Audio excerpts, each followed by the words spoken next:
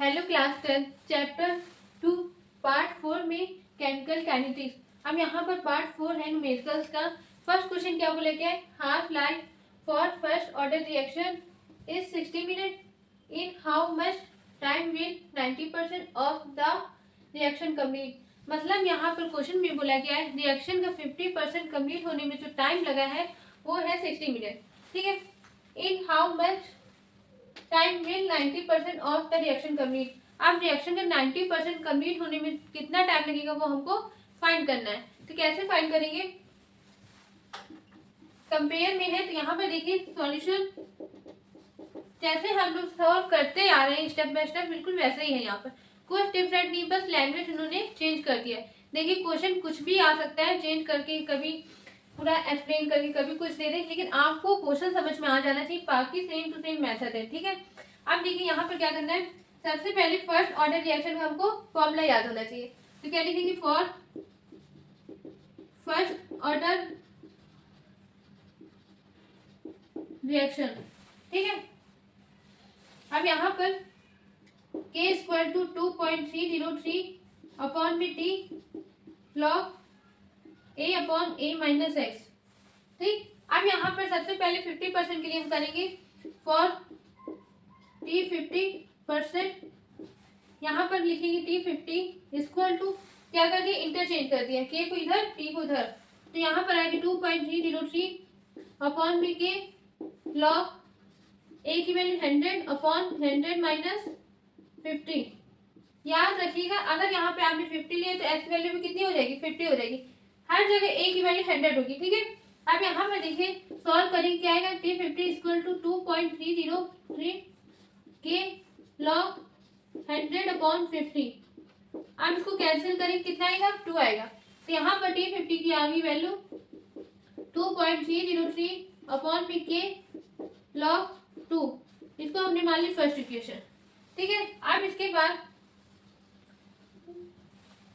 90% के लिए निकालेंगे तो for t 90% t 90 equal to 2.303 upon में के लॉग a की वैल्यू 100 अपॉन में 100 माइनस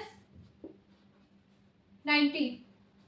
ठीक, अब इसके बाद t 90 इक्वल टू 2.303 अपॉन में के लॉग 100 अपॉन में 10।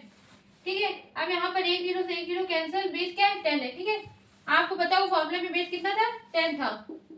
ठीक, अब इसके बाद ध्यान से समझिए, टी 90 इक्वल टू 2.303 अपॉन में के। अब लॉग बेस 10 और यहाँ पर 10 तो इसकी वैल्यू कितनी हो जाएगी, 1 हो जाएगी। ठीक है, तो यहाँ पर आ गया 1। अब इसके बाद आंसर कितना आ गया, टी 90 की वैल्यू 2.303 अपॉन में के। इसको हमने मान लिया सेकेंड इक्वेशन। आप क्या लिखेंगे, divide equation first and second, we get t 90 equal to upon में t 50 2.303 अपॉन में k डिवाइडेड बाय 2.303 अपॉन में k और यहाँ पर log 2। ठीक है, हमने वैल्यू पुट कर दिया। अब इसके बाद क्या करेंगे, डिवाइड को हटाकर हम अगर मल्टीप्लाई लगाते हैं तो क्या हो जाता है, रेसिप्रोकल हो जाता है, मतलब उल्टा हो जाता है। तो यहाँ पर आगे के अपॉन में 2.303 लॉग 2। अब देखिए के से के कैंसिल, 2.303 से यहाँ पर ये कैंसिल। ठीक, अब आंसर क्या आया, देखिए t 90 इक्वल टू ये t 50 को उधर भी लेकिन मल्टीप्लाई हो जाएगा, t 50 अपॉन लॉग 2। ठीक है, अब t 50 की वैल्यू हमको दे रखी है 60 मिनट, तो यहाँ पर क्या करेंगे, वैल्यू पुट कर देंगे 60 और log 2 की वैल्यू कितनी होती है, 0.3010। ठीक है, इसको सॉल्व करने पर आंसर क्या आएगा, 199.3 मिनट। ठीक है, ये आंसर आ गया। बहुत सिंपल क्वेश्चन था। देखिए स्टेप बाय स्टेप समझिएगा, आराम से आप इसको सॉल्व करेंगे, कम से कम 2 से 3 बार प्रैक्टिस करेंगे तभी आपको ये आ पाएगा। ठीक है, आप हम मिलते हैं अगले नेक्स्ट क्वेश्चन में। अब देखिए क्लास क्वेश्चन नंबर सेकंड।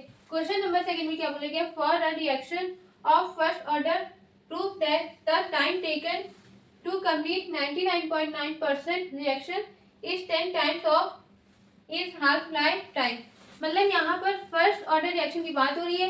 अब यहाँ पर 50% कंप्लीट होने पे रिएक्शन का जो टाइम है वो दे रखा है T 50%। ठीक, अब यहाँ पर इसका मतलब क्या है, रिएक्शन का 99.9% कंप्लीट होने में जो टाइम लगा वो है T 99.9%। अब यहाँ पर देखिए 50% कंप्लीट होने पर जो टाइम है उसका 10 टाइम के बराबर हमको ये प्रूव करना है कि 99.9%। ठीक है, बिल्कुल सिंपल सा है, जैसे हम लोग सॉल्व करते आ रहे हैं for a first order reaction. ठीक है, फॉर्मूला लगाएंगे, फिर एक बार स्केल निकालेंगे, फिर एक बार स्केल निकालेंगे, फिर दोनों को डिवाइड करने पर जो आंसर आएगा वो ये आ जाएगा। ठीक है, चलिए सॉल्व करते हैं। For a first order reaction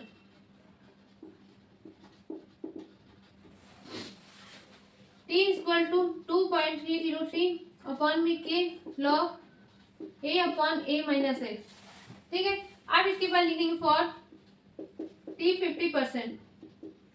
ठीक है, तो यहाँ पे लिखेंगे T 50 इक्वल टू 2.303 अपॉन में K log A की वैल्यू 100 अपॉन में 100 माइनस 50। ठीक, अब इसके बाद T 50 इक्वल टू 2.303 अपॉन में K log 100 अपॉन 50। अब इसको कट करेंगे, कितना आएगा, 2 आ जाएगा। तो यहाँ पर T 50 इक्वल टू 2.303 अपॉन में K log 2, इसको हमने मान ली फर्स्ट इक्वेशन। ठीक है, अब नेक्स्ट इसके लिए निकालेंगे फॉर T 99.9% के लिए। ठीक है, तो यहाँ पर लिखेंगे 99.9% इक्वल टू 2.303 अपॉन में K log 100 अपॉन में 100 माइनस 99.9। ठीक है, अब यहाँ पे देखिए T की वैल्यू सामने क्या लिखा है 99.9, तो यहाँ पर S की वैल्यू भी यही लिखेंगे। ठीक है, अब इसके बाद T 99.9 इक्वल टू 2.303 अपॉन में K log 100, यहाँ पर आगे माइनस करने पर 0.1। अब इसको पॉइंट हटाएंगे, कितना आ गया 1000। अब ध्यान से समझिएगा, यहाँ पर बेस कितना आपको पता है 10। ठीक है, आपको अच्छे से पता है।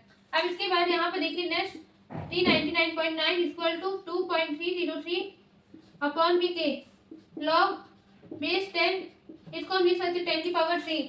ठीक है, यहाँ पर 1000 को हम लिख सकते हैं 10 की पावर 3। अब ध्यान से दीजिएगा, log m की पावर n का फॉर्मूला अप्लाई करेंगे यहाँ पर, तो कितना आएगा T 99.9 इक्वल टू 2.303 अपॉन में K। देखिए इसका अगर आपने फॉर्मूला याद कर लिया, log 1000 की क्या होती है वैल्यू 3 होती, तो यहाँ पर आप डायरेक्ट लिख सकते हैं, पर यहाँ पे मैं समझा रही हूँ कैसे आया। तो यहाँ पे लिख लेंगे 3 log बेस 10, यहाँ पे 10 आ गया। ठीक, अब इसकी वैल्यू आपको पता है 1 होती है, कितनी होती है log बेस 10 की वैल्यू कितनी होती है 1 होती है। यहाँ पे लिख देंगे T 99.9 इक्वल टू 2.303 अपॉन में K इंटू 3।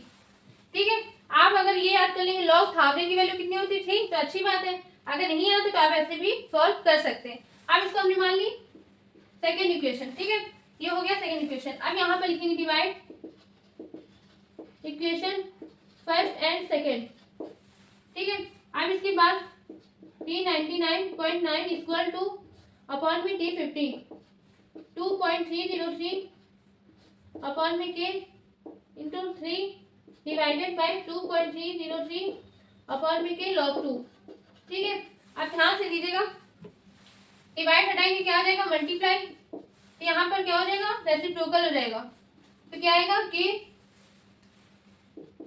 अपॉन में 2.303 log 2।